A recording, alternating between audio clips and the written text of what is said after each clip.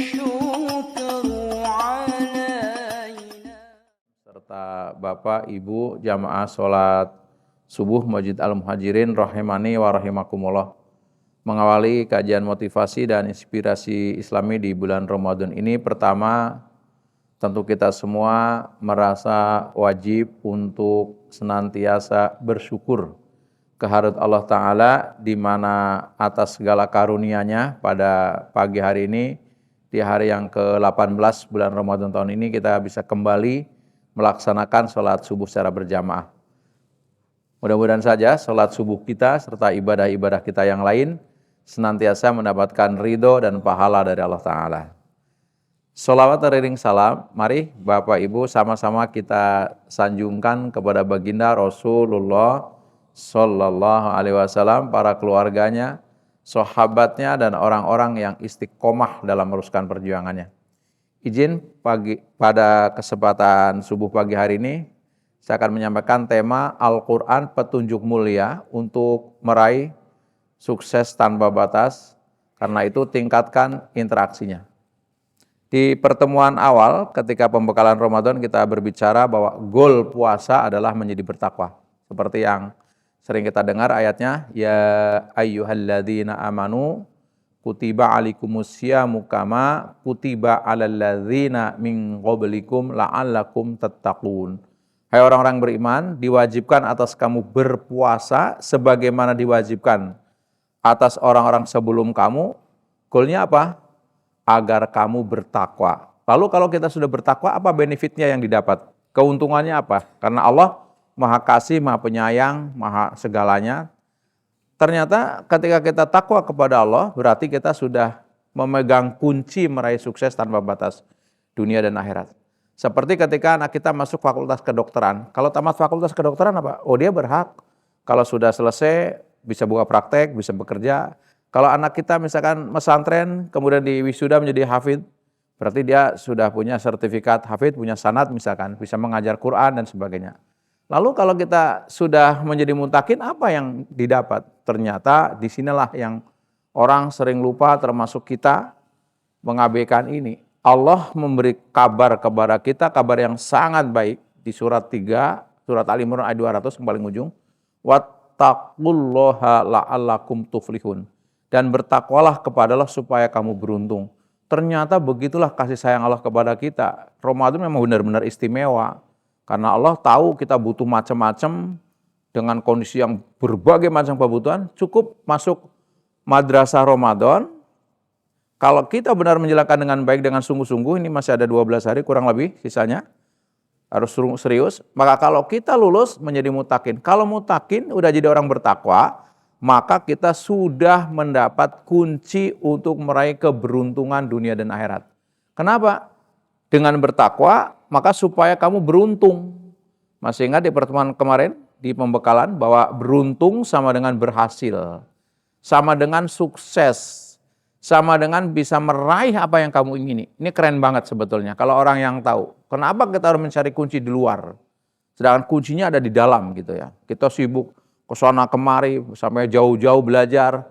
Coba dalami sekarang. Mari kita lihat. Ayat tadi, kalau betul beruntung dalam kamus bahasa kita sama dengan berhasil, sama dengan sukses, sama dengan bisa meraih apa yang diingini. Coba lihat ayat ini tadi. Tadi kan di ayat surat Al-Imran ayat 200 dikatakan, dan bertakwalah kamu kepada Allah supaya kamu beruntung. Beruntung kan sama dengan berhasil. Boleh dong diartikan dengan bahasa kita, dan bertakwalah kepada Allah supaya kamu berhasil. Karena beruntung, berhasil sama dengan sukses, boleh dong diartikan, dan bertakwalah kepada Allah supaya kamu sukses. Karena sukses sama dengan bisa meraih apa yang kamu ingini, maka dan bertakwalah kepada Allah supaya kamu bisa meraih apapun yang kamu ingini. Coba, kurang keren apa sih? Satu kunci kita bisa membuka apa aja yang kamu ingini. Siapa yang menyampaikan? Allah Subhanahu wa taala. Mana buktinya? Nah, yang kita ingini apa? Apa saja yang kamu ingini? Ingin amal ibadah diterima dengan takwa. Al-Maidah 27. Ingin ilmu banyak dan bermanfaat, bertakwa. Surat 2, 282 akhir. Ingin rezekinya mengalir deras tanpa disangka, ingin setiap problem ada jalan keluar. Surat At-Tolak, surat 65 ayat 2 sampai 3. Ingin seluruh urusan dimudahkan dengan bertakwa, surat At-Tolak ayat 4. Ingin hidup diberkahi, Al-A'raf 96. Ingin dosanya diampuni, ya, dan pahala dilipat gandakan, At-Tolak ayat 5. Ya. Kemudian apa lagi? Ingin mati masuk surga, Al-Imran 133 yang lalu. Ini sudah semua. Jadi real, dengan kita puasa Ramadan menjadi bertakwa, dengan bertakwa kita akan menjadi beruntung, beruntung sama dengan berhasil, sama dengan sukses, sama dengan bisa meraih apa yang kamu ingini, apa yang ingini, sudah ini semua. Di buku ini ada 20 lebih balasan bertakwa. Ya, di buku yang pertama saya, Rahasia Sukses Tanpa Batas. Nah, hari ini udah jawaban tadi, dengan takwa kamu akan mendapatkan yang kamu ingini, sudah semua terjawab di sini. Masih banyak lain, ini hanya sebagian kecil ya. Kita dapat yang 8 saja ini, hidup kita sudah kurang apa lagi. Itu disebut tanpa batas. Tanpa batas maknanya 3. Yang pertama, harus dunia dan akhirat sukses kita. Karena sukses kan, ada orang sukses di dunia, tapi sengsara di akhirat. Ada orang sengsara di dunia, sukses di akhirat. Kita dikasih kunci sama Allah, sukses dunia sampai akhirat. Seperti doa kita kan. Robbana atina fid dunya hasanah wa fil akhirati hasanah. Enggak salah satunya. Keren banget menjadi muslim. Sayangnya kita lebih sibuk mencari kunci di luar. Gitu. Ada kisah di seminar disampaikan, seseorang mau berangkat kerja, ngeliat temennya lagi sibuk nyari sesuatu di depan rumahnya. Nyari apa, Mas? Nyari kunci. Gitu kan. Terus temannya berangkat kerja, pulang temannya masih nyari kunci, ditanya, dari pagi nyari kunci belum selesai, belum ketemu, belum ngomong-ngomong itu kuncinya hilang di mana? Kuncinya hilang di dalam kamar. Kenapa dicari di luar? Di dalam kamar gelap, di luar terang. Oke, ketemu nggak? Nggak ketemu. Hilangnya di kamar karena gelap, dia nyari tempat terang. Mestinya yang cerdas nyalakan cahaya dong di kamar itu biar kelihatan. Sama. Kita dikasih kunci sama Allah di dalam, takwa itu ada di sini. Kita sibuk nyari, ikut seminar ini, ikut training itu, di luar, sampai belajar itu, tanpa menemukan yang dalam. Kita kenapa? Nyari yang di luar yang terang. Padahal yang gelap di hati kita. Terangi dong, bisa ketemu. Bagusin takwanya maksudnya di sini. Karena ketika Rasul katakan, takwa di mana? Ada di sini. Hahuna, di sini. Oke, sudah. Nah sekarang masuk ke materi berikutnya hari ini. Lalu, apa petunjuknya orang bertakwa? Al-Quran. Anak kita yang jadi dokter masuk ke mana? Fakultas kedokteran dong. Kalau dia mau jadi dokter masuk fakultas teknik, nanti orang sakit gigi di Palu. Jelas gitu ya. Kita yang menjadi mutakin, apa petunjuknya? Quran Al-Baqarah 2. Dzalikal kitabula raiba fi hudal lil muttaqin. Kitab Al-Quran ini tidak ada keraguan padanya, petunjuk bagi mereka yang bertakwa. Saya akan ngutip di buku saya sebentar, biar Bapak siapa tahu hari ini menjadi asbab pembuka hati. Saya tulis di sini, di buku saya. Di halaman 226. Al-Quran adalah satu-satunya kitab di jagat raya yang paling tegas dan paling kokoh memposisikan dirinya. Di awal surat Al-Baqarah, Al-Quran menegaskan bahwa dirinya adalah kitab yang tidak mengandung keraguan-raguan sama sekali. Artinya apa? Semua yang disampaikan Quran kepada manusia adalah kebenaran mutlak. Subhanallah. Coba, mohon maaf kalau di sini ada dosen, ada mungkin rektor di sini. Pernah kan membaca referensi, kalau saya nulis buku ini aja yang dibaca paling tidak ada, saya lihat ini, berapa kitab yang dibaca untuk bisa menulis satu buku yang sederhana ini. Yang pasti di atas 30. Jarang referensi itu 10. Nah, sebentar Pak, saya akan ingin kasih tahu ke Bapak, hanya nulis yang seperti ini aja, saya beberapa kitab yang dibaca. Ini kurang lebih 28 ditambah 22. Berapa itu? 50-an kitab. Ya, 28 ditambah 22, 40, 50. 50 kitab dirangkum hanya di sini. Semua yang saya baca dari kitab rujukan yang saya ada di sini dibaca, tidak ada yang menulis buku saya tidak ada keraguan di dalamnya. Ada? Coba Bapak yang pernah baca buku, karangan sehebat apapun, dia profesor tingkat apa, ada yang berani nulis, buku saya tidak ada keraguan di dalamnya? Gak ada.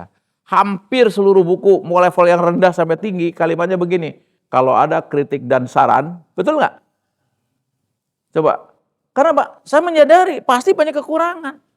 Quran diawali la raiba fih. Tidak ada keraguan. Artinya kalau Quran tidak ada keraguan, ketika Quran menyampaikan dengan puasa kamu akan bertakwa, hakul yakin benar. Kalau kamu bertakwa berarti kamu akan beruntung, hakul yakin benar. Terus kurang apa lagi kita? Kurang apa coba? Kurang iman. Kurang iman. Dikasih panduan, nyari panduan yang luar. Padahal yang dulu babak belur. Kan karena disampaikan, kapitalis udah gagal kan? Orang kaya bunuh diri, orang pintar bunuh diri. Gagal. Kita dikasih, diabaikan. Nyari apa lagi?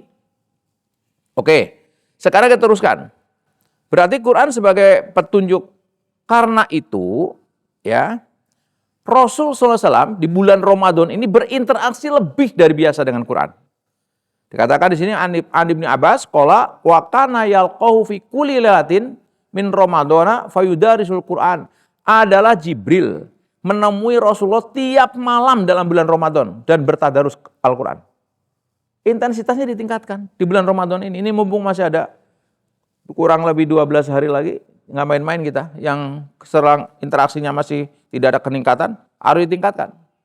Saya kasih gambaran. Kayak apa orang-orang ulama terdahulu berinteraksi Quran, terutama di Ramadan. Imam Syafi'i, selain sahabat Nabi, banyak para ulama yang mewarisi sifat-sifat para sahabat.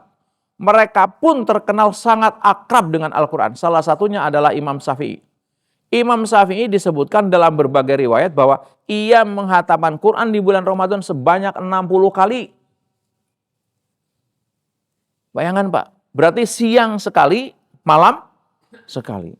Tuh ada protes, bagaimana bacanya? Begini Pak, saya punya santri sekitar 200. Yang tahafidz Quran ya enggak semua, karena ada yang spesialis kitab, ada yang tapi saya mengamati anak-anak ini kalau sudah hafal Quran, contohnya ketika mereka setoran yang sekali duduk 30 juz, kecuali dipotong sholat, dipotong makan. Itu pagi mulai, sore selesai. Kenapa? 1 juz kurang lebih 15 menit. Kurang lebih ya. Ini Ustadz Barul tahu lah gitu. Kalau udah benar-benar hafal, 15 menit. Berarti kalau 1 juz 15 menit, 1 jam berapa juz? 4. Berarti kurang lebih 30 juz hanya 7,5 jam. Masih ada, sehari kan 12 jam. Masih bisa sholat, masih bisa makan, masih bisa baca buku. Malamnya begitu lagi. Karena dia hafal, sambil sholat pun baca Quran. Nah kita kan enggak. Kalaupun baca, ngelihat. Kita kan baru gigi 2. Ya kalau gigi 2, kayak saya juga paling setengah jam. Setengah jam aja Pak, sehari semalam 30 juz selesai Pak. Selesai Bapak coba, cuma 15 jam sisanya masih berapa? Kan 24 jam sehari malam. Masih lebih. Untuk tidur, untuk makan, ya kita kan nggak pernah nekat. Nggak pernah nekat gitu ya, ngebayangin dulu gitu, dikerjain nggak. Gitu ya. Jadi memang di bulan Ramadan meningkatkan interaksinya. Nih contoh, biar kita ada rada disindir-sindir sedikit ya, saya kutipkan. Abu Bakar bin Ayyasi. Diriwayatkan Abu Bakar bin Ayyasi ini diketahui selama sekitar 40 tahun menghatamkan Quran setiap malam sekali. Selama 40 tahun, semalam sekali hatam, besok lagi gitu kan. Suatu hari saat Abu Bakar bin Ayyasi menjelang wafat, datanglah saudarinya, saudari perempuannya. Ya, Abu Bakar bin Ayyasi menyaksikan saudaranya ini menangis dan berkata, karena ngelihat dia sakaratul maut, ngelihat saudara kandung perempuannya nangis, dia berhenti sejenak nanya, apa yang membuat engkau menangis adekku? Kemudian Abu Bakar bin Ayyasi melanjutkan, lihatlah sudut kamar ini, sesungguhnya saudaramu ini telah menghatamkan Quran di sudut kamar ini sebanyak 18.000 kali hatam. Kalau kita tanya, meninggal dunia ngomongnya apa? Saksikanlah, saya belum pernah ngatamin Quran walaupun sekali kan gak enak banget ngomong gitu kan. 18.000 kali hatam. Satu lagi untuk penyemangat lah. Abdullah bin Idris. Dari tahun 190 sampai 192 lah. Hijriah kurang lebih. Dikatakan dari Husain Al-Anqazi, ia bertutur, ketika kematian mendatangin Abdullah bin Idris, maka putrinya menangis. Maka dia pun berkata, wahai putriku, jangan menangis. Sungguh aku telah menghatamkan Quran di rumah ini 4.000 kali. Masya Allah ya. Jadi kalau ditanya bagaimana keadaan umat terdahulu, kalau dibandingkan dengan sekarang, beberapa kisah gitu, sepertilah umat sekarang megang HP, itulah umat terdahulu megang Quran. Ya, kalau sekarang kemana aja bawa apa kita? Pegangannya apa kemana-mana? HP. Sedikit-dikit buka HP. Mau tidur buka HP, bangun tidur HP, gitu kan? Umat terdahulu Quran. Keren banget ya. Mau tidur baca Quran, habis tidur baca Quran. Kalau sekarang kan enggak, HP. Gambaran begitu. Baik. Nah, karena itu sebelum saya lanjutkan,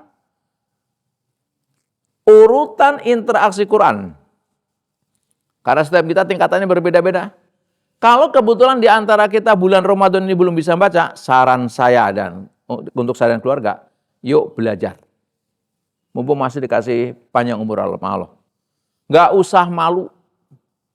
Biar Allah catat kita di ujung hidupnya sedang belajar Quran.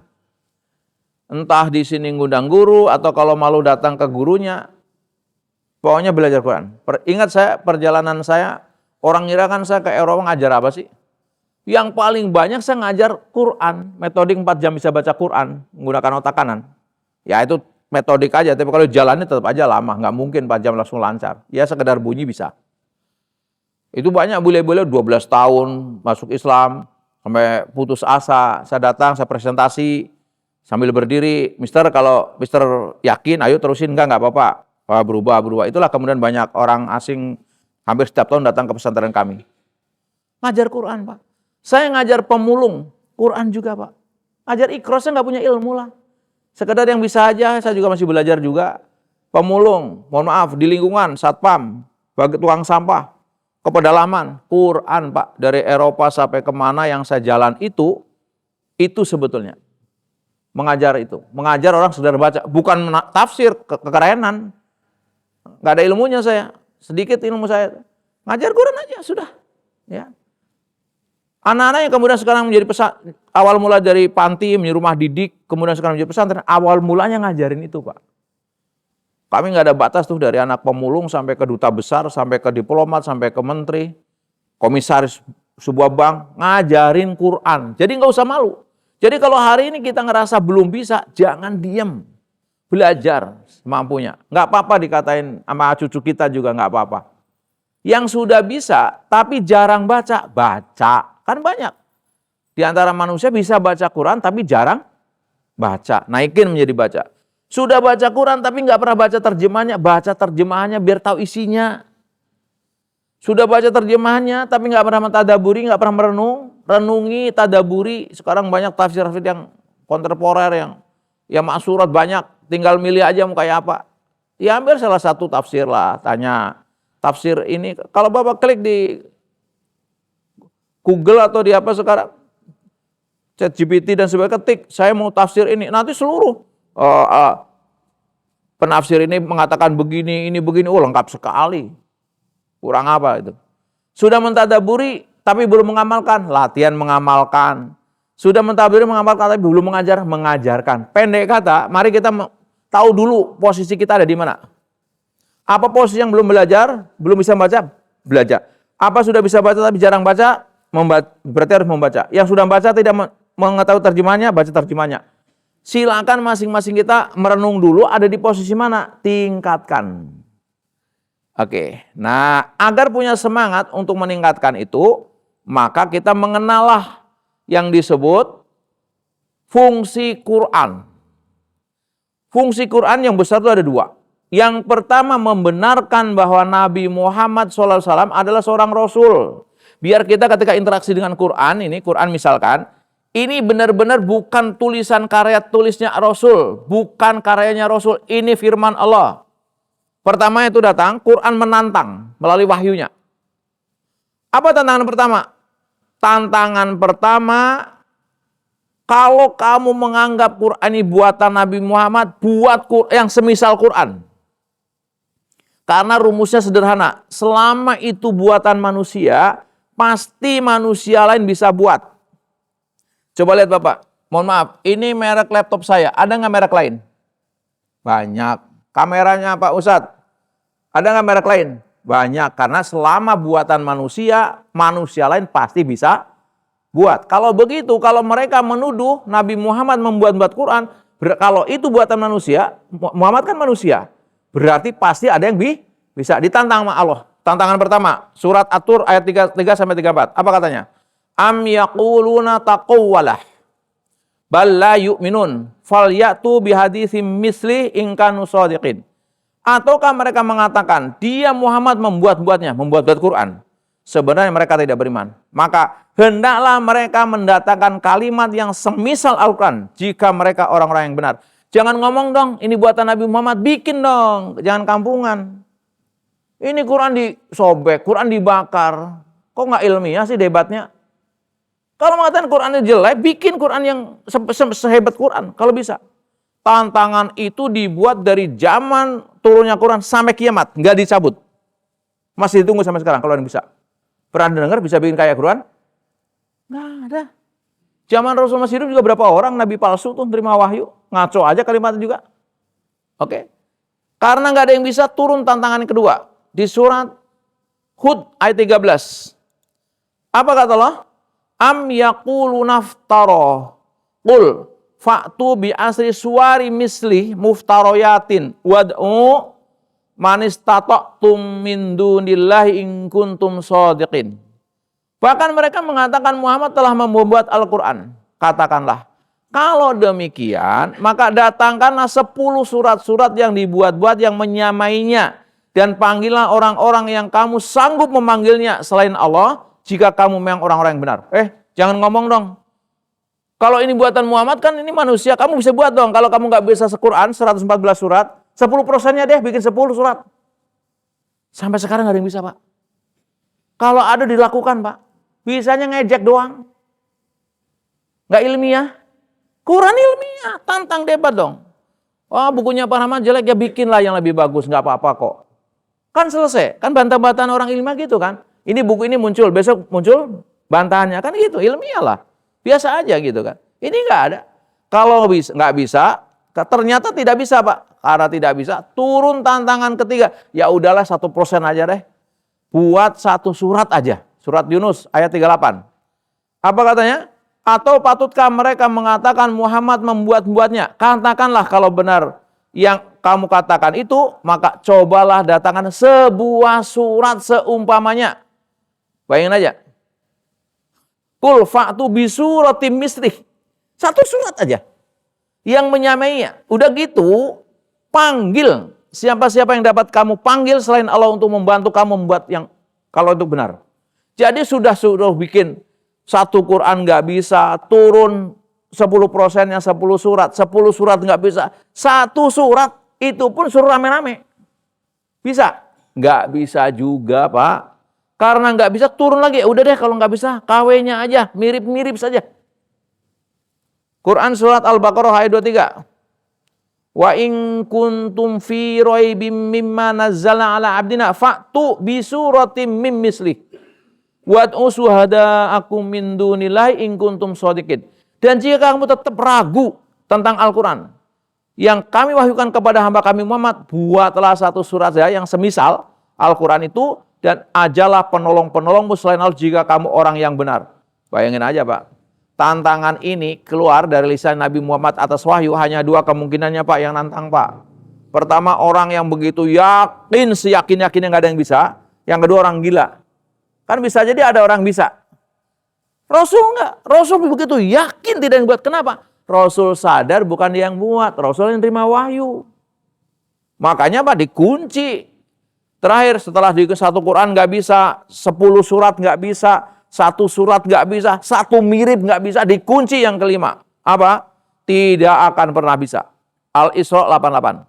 Qul la in istamatil insu wal jinnu ala ayatu bimisli ma hadzal qur'ani la ya'tuna bimislihi walau kana ba'duhum li ba'din dhahira. Sesungguhnya jika manusia dan jin berkumpul untuk membuat yang serupa dengan Al-Quran ini, niscaya mereka tidak akan dapat membuatnya yang serupa dengan dia, sekalipun sebagian mereka menjadi pembantu sebagian yang lain.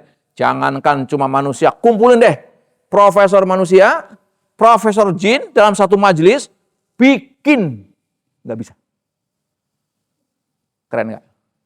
Jadi kita baca Quran adalah kita interaksi. Ini Quran memang luar biasa. La roiba fi. Oke, nah ini fungsi yang pertama.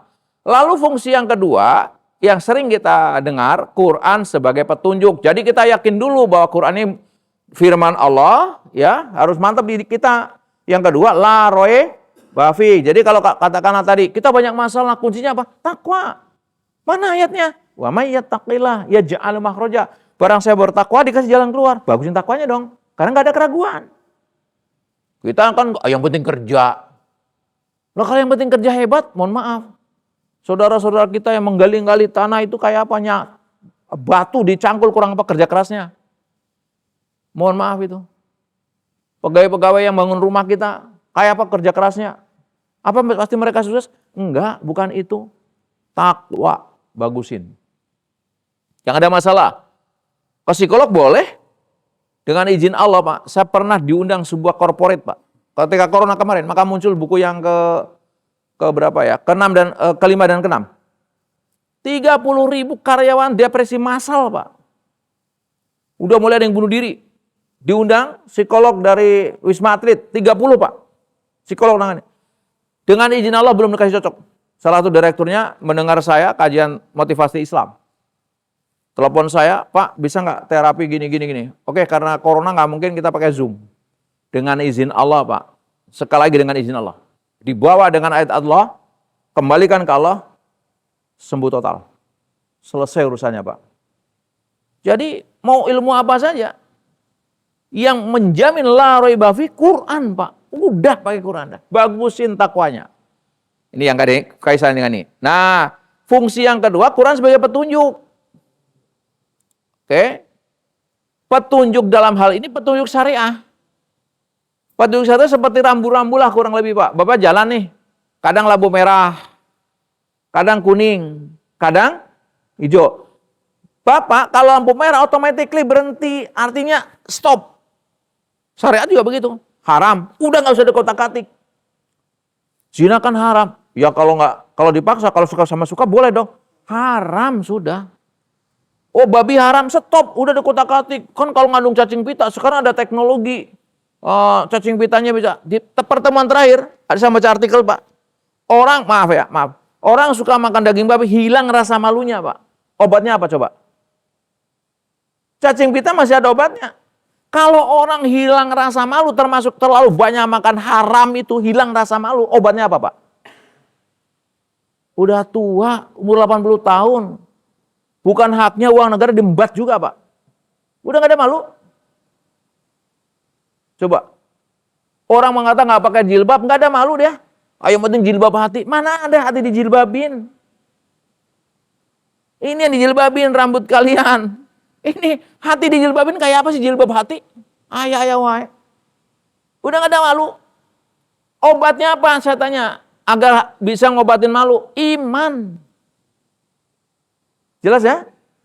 Merah-merah sudah. Gak usah kotak-katik dah. Sok tahu banget sih kita. Lebih tuh mana dengan Allah? Jangan gitu kan. Ada juga yang kuning. Subat-subat sedikit lah antara bisa pelan-pelan gitu kan. Persiapan gitu. Hijau, lo silakan. Urusan udah hijau tuh. Selama tidak ada larang lakukan. Mau dagang online, mau dagang yang offline. Ya silakan aja urusan dunia. Ya, Bapak mau ke masjid naik sepeda boleh, mau jalan mundur juga boleh. Asal jangan bahaya aja. Selama tidak ada larangan, kan gitu ya. Ini syariat. Nah bedanya kalau rambu manusia yang buat manusia terbatas kemampuannya. Coba bayangkan aja, orang Jakarta suruh bikin rambu di Papua, bisa salah Pak, digambar taunya masuk laut. Allah mau bikin rambu dari dunia sampai akhirat, Pak. Ingat perjalanan kita ini di fase ketiga. Di fase di mana di alam dunia. Kan ada alam kandungan, alam ruh gitu kan. Nanti masuk lagi alam kubur, barzah. Alam bangkit, mizan, nisab, ya, hisab, ada lagi sirot. Masih banyak perjalanan kita. Ada rambunya semua, Pak. Siapa yang bisa membuat rambu yang seperti ini? Yang Maha Kuasa. Oke. Nah, karena Quran sebagai petunjuk, di sini Quran surah 2, 185, lihat. Syahrul Ramadhanal ladzi unzila fihil Qur'anu hudal linnasi wa bayyinatin minal huda wal furqan. Beberapa hari yang ditentukan itu ialah bulan Ramadan, bulan yang di dalamnya diturunkan permulaan Al-Qur'an sebagai petunjuk bagi manusia. Dan penjelasan-penjelasan mengenai petunjuk itu dan pembeda antara hak dan batil. Jelas Quran petunjuk siapa aja. Orang kafir mengamalkan Quran, ya selamat juga. Berarti kalau dia ngamalkan Quran berarti masuk Islam kan gitu ya. Oke. Nah, tapi yang perlu kita ketahui, sekarang ini ada perdebatan, betulkah Quran turun tanggal 17 Ramadan, maka di Indonesia ada hari Nuzulul Quran. Itu ada perdebatan pendapat, harus diakui. Tapi yang pasti, ini yang pasti, tidak ada perselisih pendapat, Quran turun di bulan Ramadan. Itu aja, udah nggak usah ributin, mau Nuzulul Quran, mau nggak. Makanya temanya ngepas-kempasin aja saya, Pak. Mau Pak Rahmat tuh termasuk memperingati, bukan memperingati lah, pokoknya perlu kita tahu tentang Al-Quran. Mumpung bulan Ramadan ada perintah di mana meningkatkan interaksi. Oke. Karena Quran sebagai petunjuk, tadi sudah ya, yang pertama Quran fungsinya membenarkan bahwa Nabi Muhammad hanya seorang utusan Allah. Berarti Quran bukan buatan Nabi Muhammad, tapi wahyu yang diberikan kepada Nabi Muhammad. Karena Nabi Muhammad, karena Quran sebagai petunjuk manusia, kan nggak mungkin. Ini wahyu untuk Ustadz Bahrul Ulum dapat wahyu, petunjuk. Pak Haji Yahya dapat. Kan nggak gitu, Rahmat dapat. Banyak banget yang dapat nanti. Allah turunkan wahyu ini karena sebagai petunjuk manusia melalui seorang Rasul. Ya, nih bagannya, gini. Quran sebagai petunjuk. Diutuslah utusan Allah namanya Nabi Muhammad Shallallahu Alaihi Wasallam menerima petunjuk untuk apa? Disampaikan kepada kita. Makanya kalau anak-anak kita yang pada ini Ustadz baru tahulah kalau di pesantren itu ada sanad. Anak kita hafiz. Sanadnya di atas siapa sampai ke Nabi. Nah, karena Nabi Muhammad terima petunjuk, maka dia dikasih kelebihan yang tidak dimiliki oleh orang lain, namanya mukjizat. Karena Nabi Muhammad adalah seorang nabi terakhir, maka mukjizatnya pun harus bisa dilihat oleh umat yang terakhir. Dan Al-Quran sebagai mukjizat. Coba saya tes, Pak, misalkan saya pinjam tongkatnya Nabi Musa yang konon ada di Topkapi. Waktu saya ke sana, yang ngantar saya mengatakan, walau alam sekali lagi ya, Pak, ini tongkatnya Musa dalam kotak, lemari, jangankan megang, Pak, foto aja nggak boleh. Nggak ada yang jaminan bahwa itu benar. Tapi sebagai manusia, kalau saya bilang ini tongkatnya Nabi Musa, Bapak kepengen megang nggak? Jujur Pak, kepengen nggak? Pengen lah, ngomong kosong saja ke sana jauh-jauh ke Turki, kepengen ngelihat kayak apa. Gitu kan, disuka ada pedangnya Abu Bakar, Masya Allah. Pedangnya Umar, saya ngebayangin pedangnya Umar segede-gedenya kayak apa, gedenya Umar ya. Saya aja ngangkat kayaknya berat juga gitu kan. Itu di Topkapi tuh Bapak lihat terus. Oh ini bajunya Fatimah gitu, ada di museum tuh, Topkapi di Turki. Terus saya menganalogkan begini, ini tongkat Nabi Musa juga belum tentu benar gitu, bisa aja kan duplikatnya atau apalah namanya. Yang penting orang nerangin gitu kan, walau alam lah, yang jelas. Itu aja kalian megang. Sekarang jelas Quran mukjizat. Masa Bapak nggak megang? Sekecil apapun Pak berinteraksi dengan mukjizat, pasti dapat dampak. Nanti di ujung kalau sampai waktunya saya kasih tahu. Nah, bagaimana sekarang pertanyaannya? Apakah karena Quran mukjizat bisa terbang gitu? Disesuaikan dengan zaman. Ingat, ini kita akhir zaman. Kalau tongkatnya Nabi Musa dipakai sekarang, misalkan saya bisa pinjem, lalu saya ke Merak sana mau lebaran, pinjem itu, teman-teman dari Palembang, Jambi ikut saya pukul itu, membelah gitu. Terus Pak Bahrul kemana? Palembang, lewat sana. Terus Pak Haji Yahya ke Palembang, Padang, lewat sama. Orang kafir tertawa. Nggak perlu pakai tongkat Musa. Nih kapal selam saya sudah sampai di mana-mana. Namanya mujizat nggak bisa ditiru orang lain, Pak. Zaman itu nggak ada yang bisa bikin kapal selam. Belah lautan. Sekarang diketawain sama yang bikin kapal selam. Nggak perlu pakai tongkatnya Nabi Musa. Nih, pakai kapal selamnya udah sampai. Kan gitu. Udah nggak keren lagi, karena udah nggak zamannya. Quran sampai kiamat mujizat. Apa ciri Quran sebagai mujizat? Pertama, aspek keindahan dan ketelitian. Saya tidak tahu ini bisa terdengar suara apa enggak, kalau enggak saya teruskan. Ini hanya menggambarkan ada seorang, kalau zaman Nabi itu orang kafir sebenci apapun kepada Nabi Muhammad, kalau dibacakan Quran ngintip-ngintip, Pak, saking anaknya dengarnya. Ini ada anak muda mencoba membawa rekaman Quran, ketemu orang suruh dengerin gitu. Dia nanya, apa kabar? Saya akan memilih orang untuk mendengarkan Quran, kesimpulannya.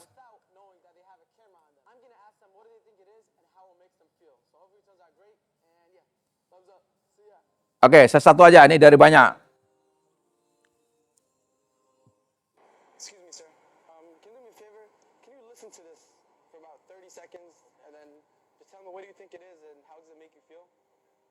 Ya, orang suruh ngomong, ini dengerin ya sebentar. Dia nggak tutup Quran.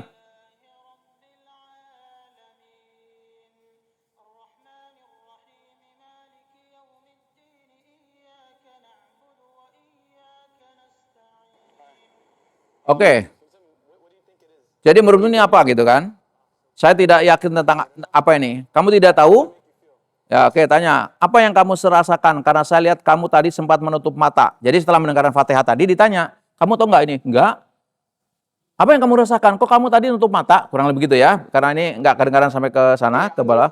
Oke. Apa kata dia? Sebenarnya bacaan tadi membawaku ke alam lain. Keren nggak sih? Fatihah didengerin orang nggak ngerti ini apa. Dia merasa dibawa ke alam lain.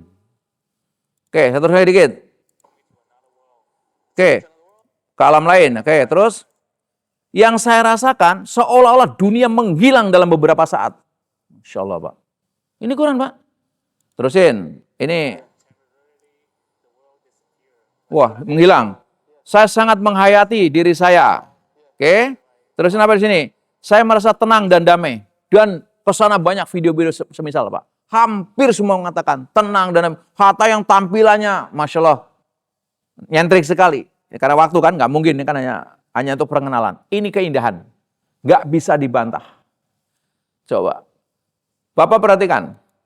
Saya dulu kantornya di Kampung Melayu, Pak. Maaf, lewat Kampung Melayu itu kan bawahnya banyak orang, maaf, orang-orang gelandangan yang ada di bawah kan.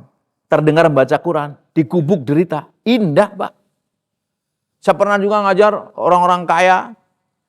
Di rumah yang kaya itu murotal Quran. Indah, Pak. Di mana saja, Pak.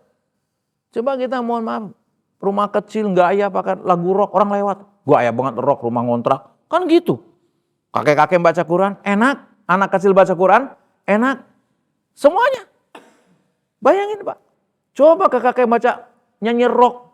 Wah, bisa lewat dia. Kata orang lewat begitu kan. Masa terak-terak udah kakek-kakek gitu kan. Itu Quran. Keren, Pak.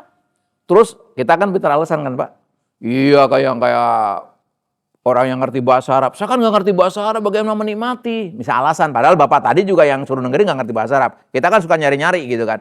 Gimana saya nggak ngerti bahasa Arab? Dijawab sama Al-Quran. Nih. Kalau Bapak, ini video-video semua, Pak. Kalau Bapak nggak ngerti bahasa Arab, maka Allah membuat aspek ketelitiannya, Pak. Contoh, ketelitian Al-Quran. Ada keseimbangan antara jumlah bilangan kata dengan antonimnya, lawan kata. Contoh, kalau dicari Quran kata hayah yang artinya hidup, lawan hidup mati al-maut, masing-masing ketemu jumlah yang sama, 145 kali. Kalau dicari kata anah manfaat, lawannya mudorot, lawannya manfaat mudorot, masing-masing ketemu 50 kali, sama persis. Kalau dicari kata al-har yang artinya panas, lawannya bad dingin, masing-masing 4 kali. Kalau dicari kata as-solihat kebaikan, lawannya as-sayyiat keburukan, masing-masing 17 kali. Wah, nggak selesai sampai jam berapa ini? Banyak yang deretan. Bayangin, Pak. Padahal Quran ketika turun berangsur-angsur selama 22 tahun lebih. Bukan plek turun satu buku. Sudah gitu seringkali melalui pertanyaan, Pak. Tanya tentang haid, tanya tentang apa. Allah Rasul jawab melalui wahyu. Tapi begitu zaman komputerais, demikian. Mohon maaf, saya menulis sudah 9 buku, Pak. Boro-boro mikirin nanti di buku saya, kalau ketemu kata ini, lawannya ini, jumlahnya sama. Boro-boro bisa nulis selesai aja udah selamat, Pak. Banyak orang nulis buku nggak selesai, stres duluan. Udah nulis, separuh berhenti, Pak. Yang sulit nyambung-nyambung kabelnya, Pak. Bayangin, Pak. Quran turun 14 abad yang lalu. Belum ada komputer, jangankan komputer, Pak. Kertas belum ada, Pak. Di zaman komputer, ini yang mengkomputer namanya Rasad Khalifah. Bisa ketemu sebegitu indah. Banyak, Pak. Itu baru lawan kata, belum persamaan. Misalkan saya kasih tahu ya, kalau ngomong Quran pasti wahyu. Wahyu sama dengan itu punya orang Islam. Quran, wahyu, Islam jumlahnya sama masing-masing 70. Ini dari persamaan. Nah saya karena terbatas waktu, saya ngambil satu terakhir. Persamaan yang sifatnya keseimbangan istimewa. Keseimbangan khusus. Contoh, kalau dicari kata yaum dalam Al-Quran, hari artinya, ketemu kata yaum 365. Jumlah apa itu? Hari dalam 1 tahun. Tapi kalau bentuk jamak, ayam atau yauma ini 30. Jumlah apa? Hari dalam 1 bulan. Kalau cari kata syahr yang artinya bulan, cuma ada 12. Kurang apa kerennya, Pak? Makanya kalau Bapak yang lagi kerja ada gaji ke-13, nggak nyunah, Pak. 12 di Quran, Pak. Jadi yang ke-13 kasih ke anhal aja, Pak. Canda, Pak. Itu coba, Pak. Sekeren apa sih? Masih belum menganggap mujizat? Pasti dianggap ini barang biasa aja, tulisan biasa, terus ibu Bapak taruh. Kalau perlu Bapak di meja kerja Bapak ada Quran. Di tempat dekat tidur, kalau malas keluar ada Quran. Di mobil Bapak ada Quran. Jadi nggak usah pusing. Kenapa saya nggak menyarankan Bapak dengan HP? Ya silakan aja sih pilihan. Saya pribadi nggak kuat. Kenapa? Lagi baca Quran, WA masuk. Berhenti dibuka WA. Lupa baca Qurannya. Jawab-jawaban gitu. Tapi kalau mau ucapkan enggak. Bisa tandain. Gitu. Tapi silakan tuh pilihan. Kalau Bapak mungkin terlalu IT minded misalkan. Nggak bisa kalau nggak pakai HP. Ya terusin aja. Yang penting baca gitu kan. Seperti itu, Pak. Dan masih banyak lagi. Oke. Yang kedua, aspek informasi gaib. Kalau tadi kan aspek keindahan. Ya, sudah nggak ada yang bisa lawan. Siapa bisa nulis buku begitu, Pak? Seprofesor apapun. Maka dia katakan nggak akan ada yang bisa. Ya. Aspek informasi gaib. Contoh, saya ngambil satu aja. Di Quran diceritakan tentang Fir'aun yang tenggelam di laut karena ngejar Nabi siapa? Musa. Oke, diabadikan di surat Yunus ayat 92. Fal yauma nunajjika bi badanika litakuna liman khalfaka ayah wa inna katsiran minan nasi an ayatina laghafilun. Maka pada hari ini kami selamatkan badannya supaya kamu dapat menjadi pelajaran bagi orang-orang yang datang sesudahmu. Dan sesungguhnya kebanyakan dari manusia lengah dari tanda-tanda kekuasaan kami. Jadi kisahnya nanti Bapak ada di surat Yunus 90 sampai 92. Gini. Dan kami memungkinkan Bani Israel melintasi laut. Lalu mereka diikutin oleh Fir'aun dan bala tentaranya karena hendak menganiaya dan menindasnya. Mereka berkata, ya, menindas mereka. Hingga bila Firaun itu telah hampir tenggelam, berkatalah dia, saya percaya tidak ada Tuhan melainkan Tuhan yang dipercaya oleh Bani Israel. Dan saya termasuk orang-orang berserah diri kepada Allah. Keren, soleh Firaun menjelang mati tuh. Syahadat, tawakal. Tapi nyawa udah sampai di mana? Tenggorokan. Diterima nggak tobatnya? Enggak. Tobat silakan bermaksiat asal sebelum meninggal tobat. Tapi sebelum nyawa sampai di tenggorokan, sebelum matahari terbit dari barat. Berarti Fir'aun termasuk diterima nggak tobatnya? Enggak, kemarin ngaku Tuhan. Sekarang tobat. Tapi tobatnya terlambat. Apa kata Allah? Apakah sekarang kamu baru percaya? Padahal sesungguhnya kamu telah durhaka sejak dahulu. Dan kamu termasuk orang-orang yang berbuat kerusakan. Bahasa kita, kemarin kemana aja, kurang bahasa kita gitu. Nah Allah kan halus bahasanya. Harus sekarang kamu sadar bahwa kamu harus tunduk kepada saya. Kita kan pasti tunduk Pak, gak usah sombong Pak. Semua kita bakal tunduk. Tunduk ada dua, tunduk yang dengan kesadaran kita. Ini kayak kita insya Allah tunduk, suruh sholat, suruh ngaji. Ada orang nggak mau tunduk, menjelang mati tunduk nggak? Tunduk.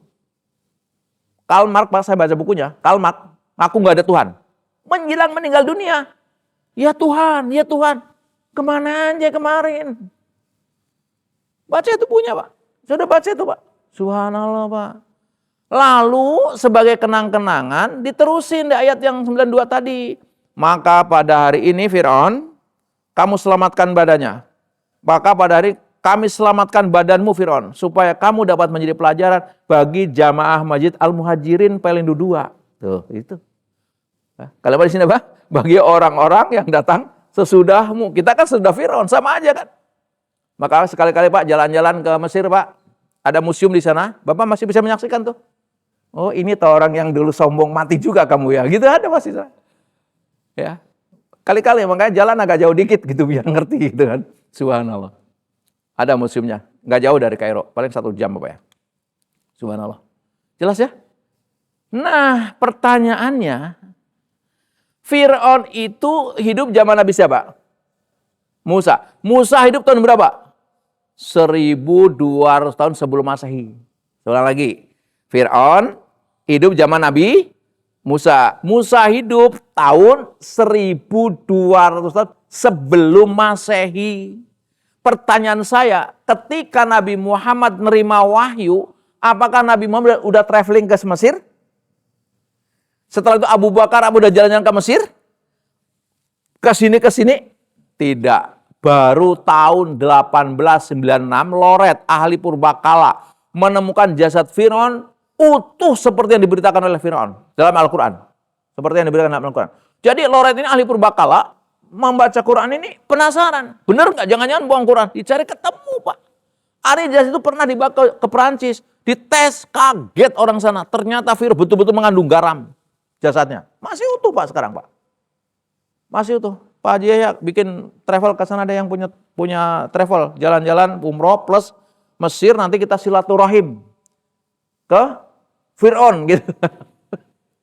Ya hiburan boleh lah Pak, 12 berapa hari ya. Ya 4 hari lah di Mesir, bisa ke Alexandria, bisa ngelihat makamnya Imam Syafi'i, gurunya Imam Syafi'i di situ juga Pak. Imam Waqi, alhamdulillah kami sudah. Oke?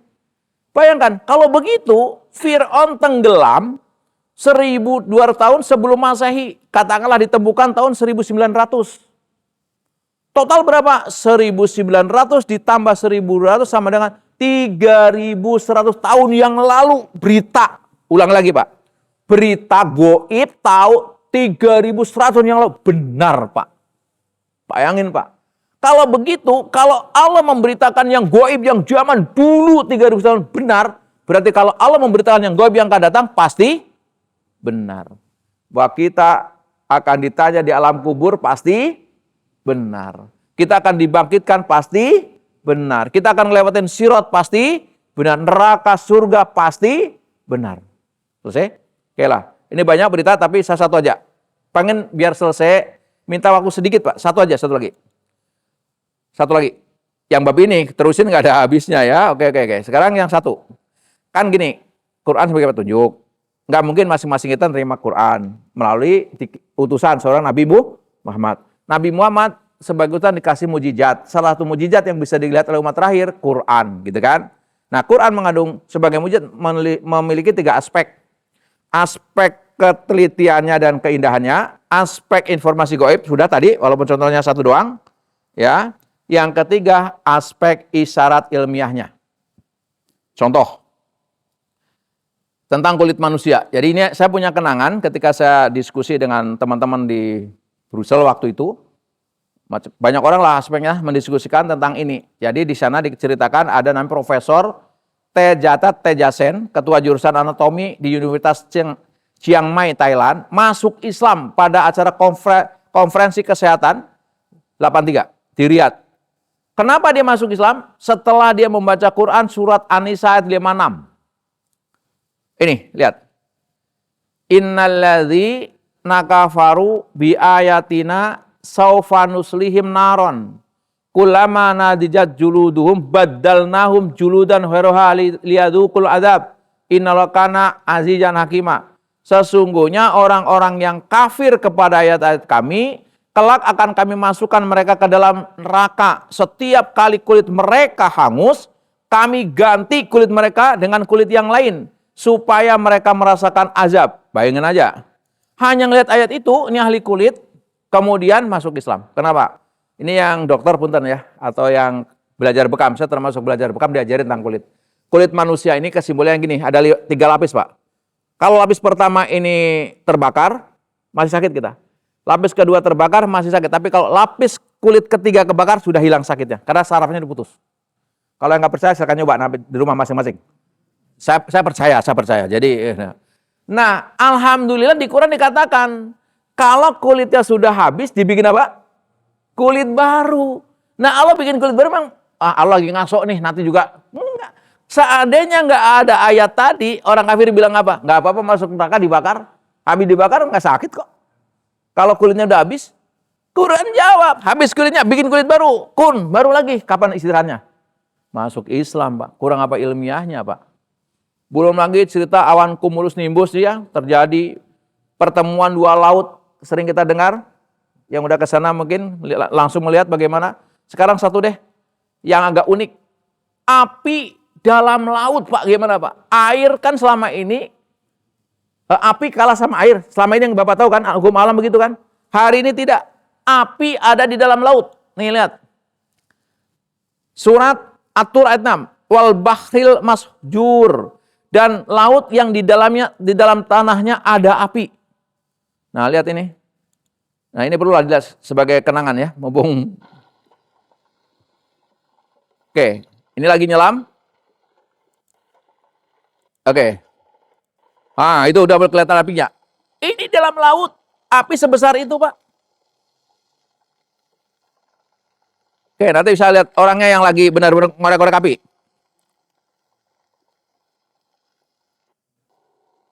Subhanallah. Tuh Pak. Ini kalau Pak Haji Yahya yang nyelam, langsung bakar ikan udah. Tangkap langsung bakar. Orang, Masya Allah. Gimana itu? 14 abad yang lalu udah disampaikan. Para ilmuwan ngabisin berapa miliar baru sekarang ketemu. Miliar dolar. Penelitian tentang itu. Penelitian tentang 2 laut yang saling tidak melewati. Subhanallah. Kurang apa lagi? Intinya Pak, mohon maaf ini mau bulan Ramadan, yuk tingkatkan interaksi kita dengan Al-Quran. Mumpung bulan Ramadan. Quran ini mujizat, sekecil apapun mujizat, insya Allah kita akan kebagian mujizatnya. Sebenarnya di bab terakhir ini banyak sekali kisah-kisah bagaimana orang yang dengan Quran dikasih kelebihan yang luar biasa. Tapi cukuplah bagi kita iman aja. Karena itu yuk tingkatkan, yang hari ini belum belajar bisa cari guru, adalah belajar aja. Belajar, pokoknya pesan saya belajar. Yang sudah baca, jangan jarang baca, ayo baca dipaksa walaupun sehari 1 ayat 2 ayat. Yang sudah baca nggak tahu terjemahnya, sekali-kali baca terjemahnya deh. Sekali-kali mentadaburi, mengamalkan, dan kalau bisa yang sudah bisa saling mengajarkan. Saya mengajar bukan karena saya pintar Pak, tapi tuntutan. Kan senang sekali orang tadi nggak bisa baca Quran sampai bisa baca Quran Pak. Seperti itu. Mudah-mudahan ada manfaatnya. Selamat menjalankan puasa. Mudah-mudahan Bapak Ibu semua diberi kesehatan, kebugaran, bisa itikaf di akhir Ramadan, dan serius mari kita jauhkan dulu yang tidak terlalu penting dan mendesak. Berakrab-akrablah dengan Al-Quran. Sekali-kali Pak kita coba berakrab dengan Quran. Tingkatkan. Ya yang udah badan lemah, vitamin lagi Pak, madu, habas sodanya, biar jangan alasan, ya namanya puasa udah 20 hari udah mulai lemah gitu. Ya jangan kalah dong, semangat gitu. Lihat di Arab, di Masjidil Haram, semakin menjelang 10 hari terakhir semakin apa? Ramai. Di tempat kita 10 hari terakhir semakin terawihnya semakin apa? Maju, alhamdulillah gitu kan ini. Ada yang keliru ini ya. Mestinya makin ramai. Coba Bapak yang umroh itu tanya kepada teman aja, dia subhanallah. Baik Bapak Ibu, kalau ada yang benar datang dari Allah Ta'ala, kalau ada yang salah dari saya pribadi, untuk nambah berkah majelis ini kita tutup yuk ngaji kita dengan doa kafir majlis. Subhanaka Allahumma wa bihamdika asyhadu an la ilaha illa anta astaghfiruka wa atubu ilaik. Lebih dan kurangnya saya mohon maaf. Assalamualaikum warahmatullahi wabarakatuh.